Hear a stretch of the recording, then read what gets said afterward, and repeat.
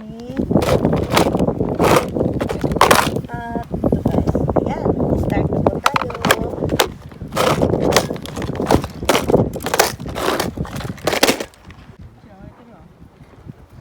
Cute ng ibon.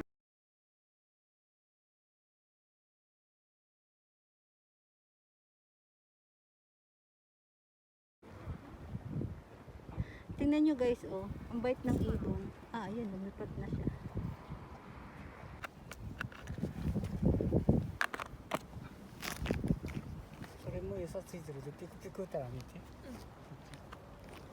Ito, nakahuli na ng isang isda. Maliit nga lang siya guys, pero nakahuli na tayo ng isda. Ayan, lumulukso. Ayan. One getto. Sa Canades. Sa Cana. Yan. Nakaisa na ng get. Sana makadami po tayo ng huli. At ito na po ang unang adventure namin sa pangingisda dito sa Miyaken. TOBA des. Sa TOBA po kami ngayon. At ito po kami magpipishing. Ayan guys, one getto. Start na uli po tayo. Yan, buhay na buhay pa siya.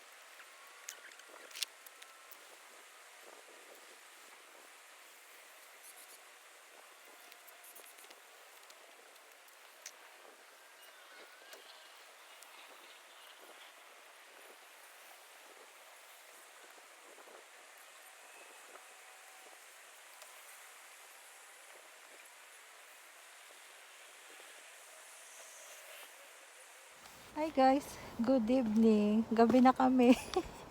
Pwedeng matulog dyan sa tent. Kaya ito po yung adventure namin for today. Adventure po namin guys. Kaya, yan, masaya. Kasi, madami na kaming huling isda. Kaya lang hindi ko na maipakita kasi, tawag niya, na nakalagay na sa frozen. Tinatamad na ako guys mag ng lagayan, magbukas na ipasok na namin. Kaya maya maya guys, pag uwi na din kami kasi malamig na din. Masaya guys ang aming adventure po ngayon kasi Ayan, nakapag-relax na naman. Nakahuli ng isda. At ginabi na nga kami. Baon na lang kami ng mga pagkain. Yung aming tent guys. Ayan. Dito kami matutulog. Ito ang aming adventure today. Yan, may tent pa kaming baon. Tapos yung dagat dito lang sa tabi namin. At doon may mga ilaw naman. At may mga nanghuli ng isda dyan. At dito sa likod namin guys. Dito. Dyan, madami nanghuli dyan sa baba na yan. Salamat guys sa inyong panonood. At ito ang aming adventure for today. Ginabi na kami sa pag-adventure at pangingisda. At masaya po guys mag-fishing guys. Kaya salamat sa inyong panonood. Please like and subscribe din po. At salamat po sa inyong lahat. Salamat.